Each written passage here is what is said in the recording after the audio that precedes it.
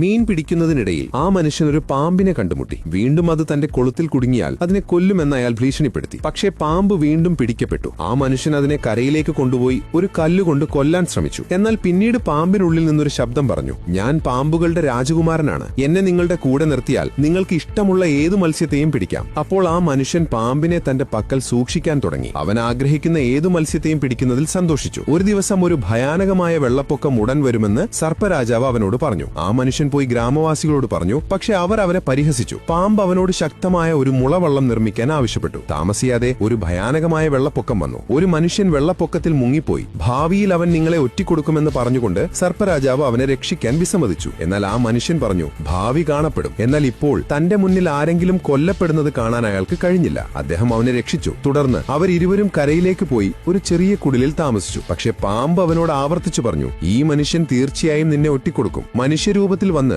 അവനൊരു മാന്ത്രിക ലോലിപോപ്പ് നൽകി എല്ലാ കുഴപ്പങ്ങളിലും അത് നിന്നെ സംരക്ഷിക്കുമെന്ന് പറഞ്ഞു.